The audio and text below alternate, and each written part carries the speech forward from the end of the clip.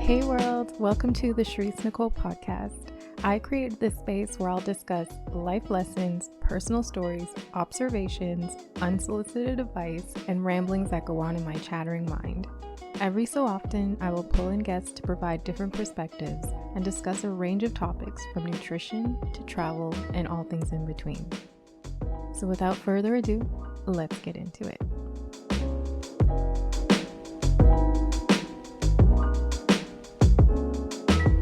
So today's episode is another special episode because I have with me another friend, Renelyn. Hi, Renelyn. Oh. Renelyn and I go back, I guess, to early 2000s, right? Like 2012, 2011. Do you remember when our first shift together? So background on how we know each other. Me and Renelyn used to work together at American Apparel. Do you remember when we first met? Because I remember my first memory of you. So I remember Renelyn because she put me on Toro y Moi. I remember asking you what that song was. I was like, what song is that? And you're like, you hid Toro y Moi. And I'm like, who is this guy? And I started looking into it. Yes. And then you also took me to my first Toro y Moi concert. I don't know if you remember that. Yeah, of course I do. It was like in a park somewhere. I just can't believe you remember the song that started it all. Yes. Toro y Moi. And then what else did you put me on? You put me on to like these downtown scenes that I've never been to before because I was just a girl from Scarborough. The furthest I went was like Young and Bloor. So that's a little background on us. She's like you're like super quiet. Okay, well, first off, whoa, flashback. Thank you for sharing those memories. It's really surreal. I feel like Sherese and I have been friends before we were born. I think we were like past life friends because when we did start working together, it's true. Like that word natural is the key word. It just felt very familiar already. Like we understood each other's nuances and ways of being, though we're so different. So yeah. I love it. So different background, but like we connected. Like it was just energy. That's how I call it. Makes sense. Yeah. Plus we're both Sag, so I'm not surprised. No, I'm Cap, yo. But your birthday's in December. That's why. Yes. And I always get mistaken for Sag, and I usually don't get along with too many Sages, so this is a good one. Okay, so my name is Renelyn Quinnicott Javier. My pronouns are she, her. I am a Philippine queer artist. I want to really anchor in that word artist when I think about my bio, because I believe everything I do is in line with the ways I feel I experience my life as an artist. To me, everyone is an artist. If they choose to be an artist, is to look at your world with meaning, with romance, to create more meaning out of the mundane or of the everyday experience. And I believe I do that whether I am literally trying to create art spaces in my literal art practice, which is gathering community in conversation, usually in my photography. But I am also a guide of movement and meditation. I teach Kundalini yoga and another style of movement called the Misfit Method, which fuses Pilates, yoga, dance. I believe even guiding bodies through movement and meditation can be something artistic, right? We learn the skill, but we make it our own through the way we see the world and the way we romance our experiences, the way we create meaning out of our experiences. So in short, I believe that I am a queer Filipinx artist, but I'm also a movement guide, a teacher, and a huge number one fan of Sherese Nicole. When I told you about my podcast, you were like, this is exciting. Where can I listen to it? And I'm like, not yet. It's not out yet, but even really got a little emotional. I remember when we first had the convo, it was also through Zoom, but we can still feel each other through Zoom. It's a really lovely thing. And I remember you presenting it as, I recognized, the first convos is we were talking about how you feel a pressure to write more on your Instagram feeds or your social media feeds to share more about yourself. But then you feel very limited because that's not something you see as an asset or you feel comfortable with yet. using your voice in that way. And then the next call we had, you're like, so I made a new idea. I saw what was not an asset and I made it an asset. So now I'm doing a podcast. Yeah. So instead of writing, I'm going to see my gift. You know, like every time we see something that is a limitation, there's another side of that limitation, and that's the gift. You see your limit and it helps and drives you to recognize your gift. And I feel like your choice to do a podcast was a version of that. Oh, there's construction. But it was like, okay, so maybe writing is not my asset, but speaking my truth is. I know I can do that. And instead of feeling limited and getting stuck in that feeling, you felt empowered. And it was really inspiring. And I feel like you pivoted a moment that could have been a low moment, and you stepped into your gifts and your power instead. It has a ripple effect, you know, as somebody who is your friend, or if I was just someone who was a supporter, to see another human use their courage helps other people mirror that upon themselves and like try to find a way to use their courage and find their courage too. So I thought it was a very courageous act. Thank you. I just love the way you articulate things. It just makes it seem so like such a great experience. But no, I mean, there's power in storytelling. There's power in all of our voices. Podcasts are giving people the opportunity to remember our humanness, like to feel this closeness, this intimacy with people's personalities, listening to the nuances of them talking and speaking and their stories. There's this really beautiful lecture series that I'm like revisiting today because it's Canada Day. It's by an Indigenous man named Thomas King. The first lecture in the series is called The Truth About Stories. Well, actually, the whole lecture series is The Truth About Stories. And a quote from him is that, I'm going to paraphrase it because I can't remember directly, but the truth about stories is that that is all that we are. And that every time you repeat a story, you are carrying life in that story, the life of the people that have spoken before you, of your lineage, and the way you talk and the way you think and what you value. And then it also speaks to memory, like you are repeating stories which are who you believe you are, right? We believe who we are through the stories we tell ourselves. And every time you tell it, you have a new memory of the memory of you telling that story, which is a mind fuck. Yeah, I'm like, what? But also, like, I think another thing that I'm becoming okay with is like rewriting or retelling my story or changing my mind on opinions or changing this and that. Because one thing with like how I feel being an online content creator, especially with like a YouTube channel that showcases me eating a certain way, like a diet that is often very there's like, I find that there's a lot of politics the way that I should eat. And like, sometimes I'll get comments on people being like policing my food and being like, you're not supposed to eat that. You're not supposed to eat this. But like, I'm literally sharing my journey. So it changes. Like day 1 is not the same from day 100. Like I literally journal my process of finding out what works for my body, what new eating habits I'm trying out and things. And it's like, I've changed my mind so many times, but for some reason, like being online and like having people comment and be like, well, that's not right. It's like, it made me feel like I couldn't really truly be and share what I wanted to. And it's like, wait, no, I'm allowed to change my mind. Okay. I'm allowed to work through it. I'm allowed to, you know, have new ideas, new opinions, and then move on. So, I mean, that's what that reminded me of, is like, we can always change our stories as well. And it's okay to do that. Yeah. Like our story is happening right now.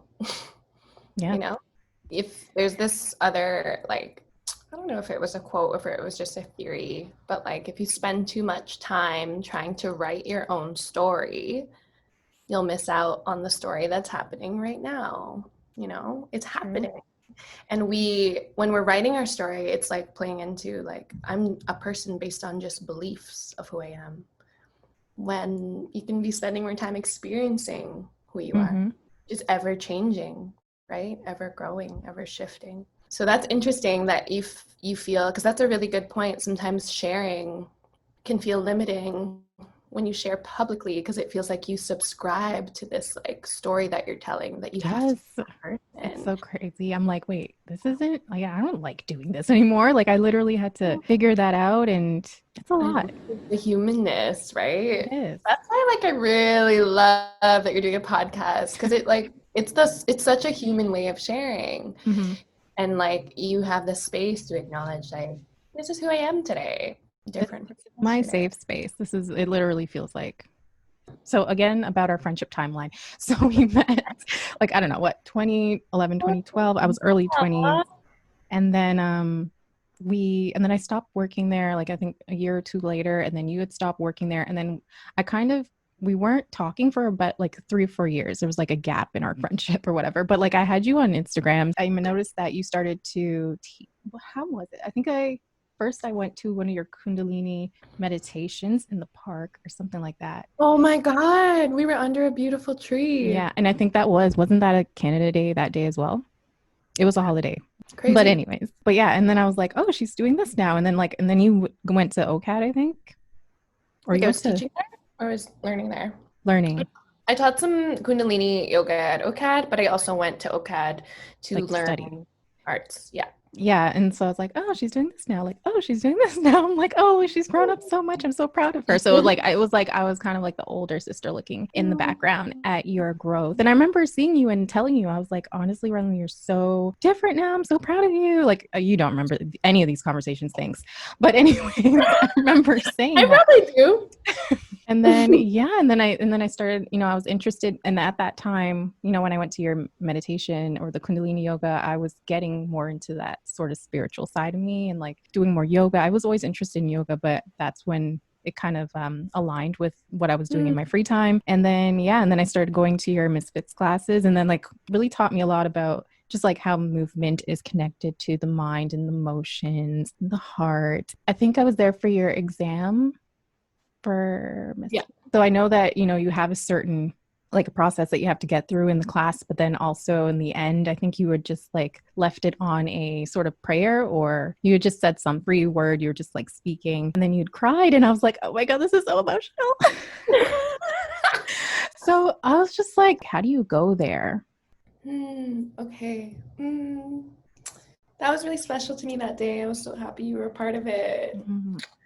I'm glad I took a photo so I can never forget who took part, because everyone I chose to take part was very intentional.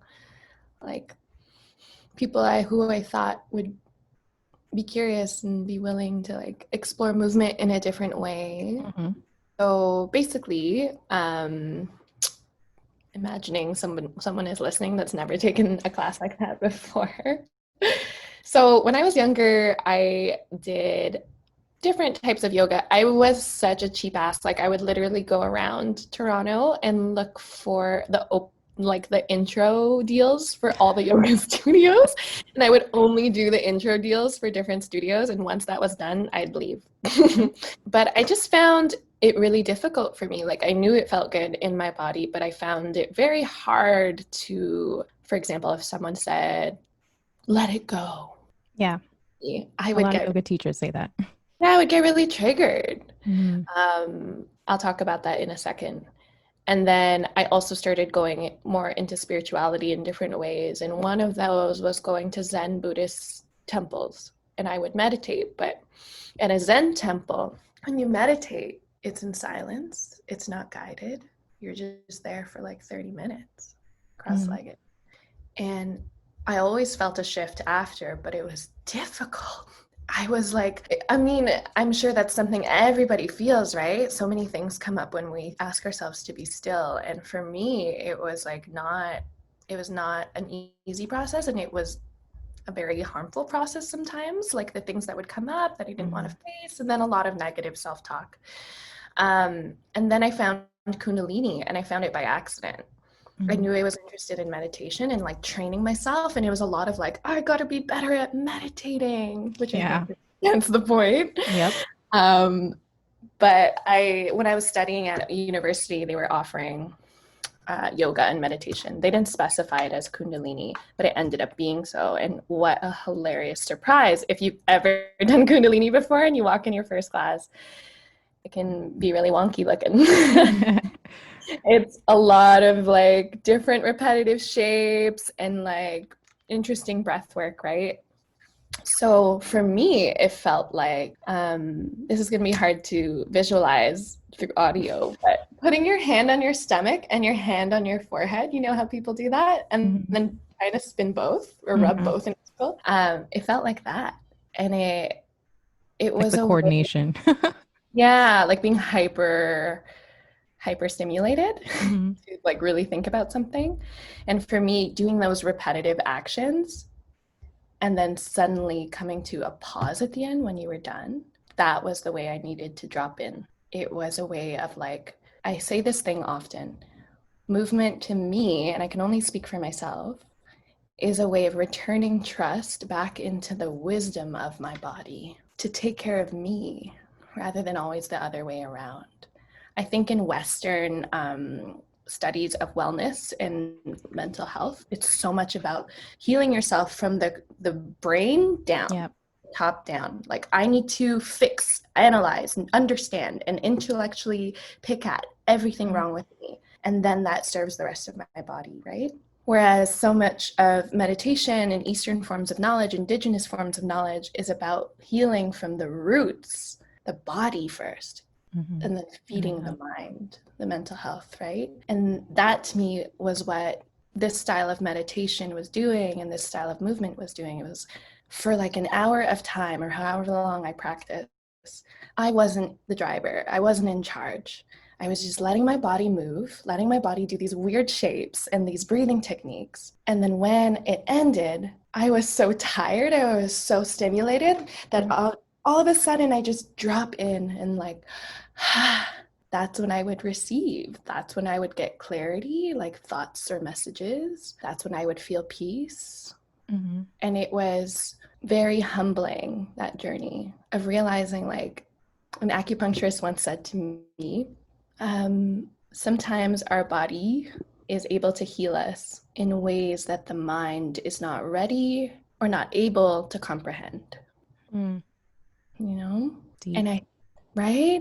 And I was like, oh, this is why I move. This is why I meditate. It's like humbling myself, like, you don't always have to solve everything. It's true. And we need to get out of this idea, like the whole self-care world, like if you go into self-help sections of a bookstore like Indigo, it's selling you on the idea that you are less than, that you need to detox. You need to detox something, which is suggesting that you are dirty, that you need to reach enlightenment or reach something, which is suggesting who you are now is not enough. Or less than. Right? So much of the culture, if you don't pay attention, can be actually really like harmful to our sense of, right? And so movement and meditation for me was a way of being like, I don't have to fix myself. There's nothing wrong with me. But every time I practice, I learn something new about what I need, about what I'm suppressing. It was really profound. Like whenever I'd stop these crazy actions or exercises and drop in, sometimes like a suppressed memory would come up and like, oh, I'm not paying attention to this. I have to deal with this. And like, again, I don't have to fix it, but I'm learning how to just see that it's here. Because if I wasn't moving, I would probably just be busy and ignore that it's there. You know?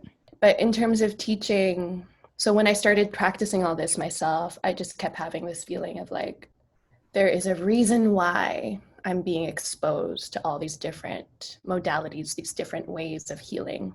And I don't think it's to keep it to myself, because at the time when I started like really healing or like looking into what that even meant, a lot of the people around me were seeking like help from me, like, hey, like I'm going through a dark time, you seem to know some resources, etc. So I took it as a sign. I was like, I'm learning this knowledge, like nothing is a coincidence. I believe I've been receiving all these different methods of healing and knowing myself as a gift.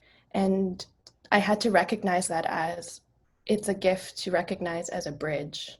I had to be a bridge. Like everything I was experiencing was something I needed to share or offer or empower others with so they could do it for themselves. And that's how I like to teach. I don't see myself as higher. I don't see myself as like being the only speaker. I like to think that when I teach, it's an exchange. That person's also teaching me, and we're mirroring each other onto ourselves. And I hope to give them tools to learn to empower themselves with or without me there, you know? That's so, yeah, I love that. That's giving. That's, and so when I've done your classes, like I find it kind of difficult. So you said it's like a lot of movements. It is. Sometimes you'll have my hands in the air for like so long and I'm like, oh, my shoulders, oh, this, oh, that. And it's like, I don't get why, even though I still work out. But I think for me, it was like within being in those practices with you and then recognizing that, oh, my shoulders are a little bit, they can't really hold the weight in my arm for like 10 minutes too long. But then noticing that and like being like, that's okay. Put my arms down. Maybe it'll get better next time. Just I guess that acceptance, right? Because sometimes when I'm doing yoga or any sort of workout, I get down on myself like you're not strong enough. But then it's like, no, be okay with yourself. Be compassionate with yourself. And I think that's also something that you've taught in the classes is like it's okay if you're feeling any sort of like like if you're feeling uncomfortable during the practice, like that's okay. Yeah, I really appreciated when you took that class. Sherese talking about this friggin' class where you had to put your arms up for like 5 minutes. I'm looking at her like, how is she doing this? So I've been to many of her classes. So the Kundalini classes in particular, those are kind of difficult, but your more cardio and plyo type classes, yeah, those are still hard too. But like, I have to keep reminding myself that it's okay. I can only get better. And I think that's just something I've learned throughout this whole journey of like connecting with my body, right? Because before I used to be like so hard, like I need to do this, that, and if not, then I'm a failure. But then like the more I did yoga and the more I understood how to do yoga, and yoga is more than holding poses and warrior poses. It's really like mind body connection and being in the present moment. And really sometimes when I'm doing some practices, it's like I'm really in my body at that moment. And that's what makes it so much better. Instead of me looking at it like a workout, like, oh, I'm doing it for 30 minutes. Like, no, I'm actually in the moment, breathing like I should, and I'm fully feeling my body move. So that's a form of meditation, but that changes like my whole experience of yoga and like what I think about it and how it helps me. And so that's how like I've connected my emotion and my mindset with movement. Yeah, so often in my classes, whether it's that Pilates, like cardio stuff, or if it's Kundalini, I speak a lot on like the why. What are we doing? And I try to guide through acknowledging like a lot of folks arrive with different expectations, different beliefs of what it will be like, right? And something I like to share a lot is that emotions are alive. They are living beings. And just like happiness, let's use that really basic example. Happiness has a very like sacred space in our bodies. We make space for it. It's favored. So does sadness, right? So does grief. So does pain. So does anger, irritation. But those aren't often emotions that we allow space for. And that's easier said than done, especially for bodies with a lot of trauma. But for me, and I'm only speaking in my own experience, movement, I like to imagine, is a way of locating, getting to know what is inside of our body, what emotions are sitting in there today, and moving it around, giving it space. Because I imagine like emotions like a seed or like a bead of light, and they literally are connected to the way our breath sits in our body, the way our body is tense, or the way it like hunches. And when we move, we're giving that emotion the space to transform to something, or at least to just like not be so covered, so suppressed, and like breathe. It's allowed to be there. It's a part of our experience. And like I said earlier, sometimes that's harder to intellectually come to terms with and confront, but at least through our body, it's having this space to like, okay, come into your full expression. Like, oh my God, how many meditations or exercises I've done where I had to like powerfully move a limb, like push or punch, for example, and I was angry, and how good it felt Yeah. to just like move that energy through something so it doesn't get used in other more harmful ways in the world, right? Yeah. So emotions to me have a chance through movement and meditation to be acknowledged. Sometimes we can name it, sometimes we can't, and that's okay. I don't think the goal or the intention is to resolve it or to heal it all the time. Sometimes it's just, okay, I see you. I see that you're here. And then moving is a way to be like, do what you gotta do. If you need to move through me, if you need to be released through a sound or through a like harder punch, you know, if you're a boxer, if you're something else. Yeah. And so it's something that connects very powerfully to my clarity in my mind, how I understand my experience and my emotions.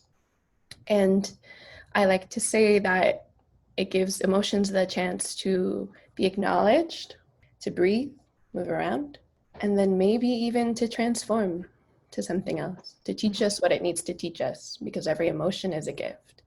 And when it's ready, to transform to something else, you know? All emotions are information, are teachers.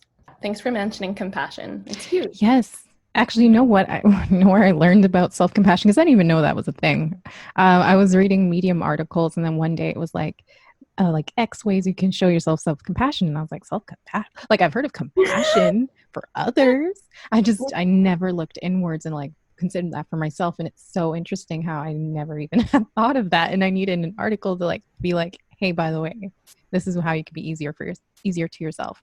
But I think that was also a time in where I was like starting to listen to my thoughts. And actually, you know what? I think ever since I started meditating, like actually taking it seriously, meditating, because in the beginning, it's always hard to do, right? Because you're like, oh, I don't want to think or I don't want to hear my thoughts. But over time, you know, that lessens, but also it uncovers more of your awareness. So now when I go through situations where I notice things, I hear my thoughts, I observe my thoughts. And instead of like adding to it, I'm just listening to it.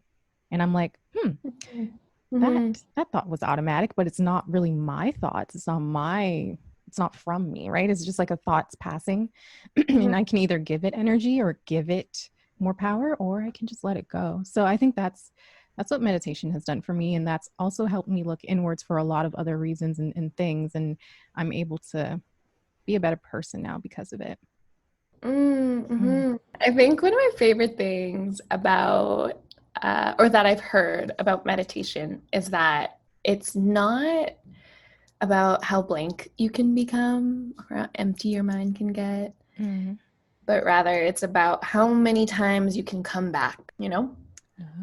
How many times you can come back. And that is a practice of compassion. It's building muscles of compassion, because compassion just doesn't just come to be. It's something we need to practice, and each time we do, it gets stronger. And then movement and meditation, the way we can have compassion for our bodies and what it's able to do and how it's able to discern, maybe I don't need to do that move today. Maybe that's just my ego telling me I need to do that move, but it's actually not good for me. That is a practice of compassion. The more we can do that in practice of meditation and movement, the stronger that tool is, that muscle is of compassion in our life. When we come across heartbreak, when we come across like rejection, oh, I know what to do to make myself feel held with compassion because I practice this all the time. You know, it's familiar. You build that resilience. It's interesting because like I wouldn't even think to connect that to anything that I've experienced, but I've probably used it and I wasn't aware of it. And even the way you like what we just talked about is a good metaphor for that. Like you saw a limitation in yourself and then you transformed it to an asset, to a gift, like in choosing, rather than forcing yourself to be a writer on Instagram, you became someone who would rather share podcasts. That's a metaphor for how, like, let's say in a class, or instead of being like, this move isn't good for me, therefore I'm just going to sit in how bad I am at this move. Instead, I find a way to make it a different shape feel good for me, or I learn that maybe these classes are better for me. You know, it's a pivot. So like, we're building these psychological muscles, these tools, through a practice of yoga and movement. we're now using that in the real world, right? It's like, that's a sanctuary for you to get to know you, that hour of class that you have. That is your experience of you learning how to have compassion, how to set boundaries through compassion rather than ego, and a push through a boundary. And it's also practices of forgiveness, which is a part of compassion, right? Like, I like this analogy I've also read before in my studies of meditation, like going for a swim. When you swim, like let's say in the ocean, inevitably things are going to come your way. And there's no way for you to anticipate or prepare for what's going to come. But thoughts, we can use this as analogy for thoughts coming up while you meditate. Thoughts will come up either way. But what you do know is when you meet them, they will pass and you can keep swimming, you know? And not identify with thoughts, because I used to for most of my life. I was like, oh, this is from me. This is what I truly think. It was really powerful what you just said. You're like, I realized those aren't even my thoughts. That's big. So much of like autopilot modes of thinking is like, we are actually being trained to pick up other people's opinions and ways of thinking just through scrolling. And fear. Yeah, just through scrolling. So that's a very powerful tool too that you are practicing, recognizing. Yeah, I just feel like I was like, oh, I was meant to know all this, but at the right time, because I didn't know all this when I was like 20, whatever. But like I had to go through experiences and read things and learn. And then it's like also having friends like you who are all very, very also mindful and like aware. It also helps because you can kind of like mirror that or reflect it or even speak it out to me. And then it's like, oh, yeah, you're right. That is something new that I learned. Or yeah, even through the classes and stuff, it's like just been learning all around. Yeah. And honestly, I have so much respect for people who take my classes and when something gets tough, they're like, fuck it. And they lay down on their back and like deep shavasana during the like exercise part. I'm like, good for you. That's a fucking skill. That's a talent to be able to compassionately own that. Own what you need, you know? I don't want to give the impression that yoga and movement, whether they're my classes or not, is for everybody, because it's not. People have to come to it at their own timing. It's true. I think like what I'm taking out of this conversation is, quite honestly, what I'm taking out of it is like the beauty of like working on yourself in community and with people that you feel supported by. And like the more we are able to give care to ourselves, practice those tools, those muscles of compassion with ourselves, the better we're able to do that for each other. Just like yourself, like practicing courage within yourself helps me, you know, in your orbit, in your bubble, do the same for myself. So I'm really grateful to journey with you as we both learn about ourselves and learn from each other, and to recognize each other as mirrors and like bridges to the ways we are learning self-knowledge, self-actualization. Sometimes I'm even weary of saying healing journey because we are always fucking healing. We're always healing. There's no end point. There's no goal. I think for me, the theme of this talk is compassion that is internal, that becomes collective compassion, communal compassion, shared compassion. Thank you, Renelyn. You're like, the words you use, they're so beautiful. The way you articulate things, I just love it so much. I do. I was like, I need you on here. And thank you for sharing your story and your journey, because I know that, yeah, it will connect with the listeners out there. And it's funny that you tell me that, you know, the same, like that I'm a bridge, that I'm connecting, and that I'm able to help you be more courageous. Appreciate you and your time, and then all of the love and everything you extend to me. So thank you so much. Love you, Sherese.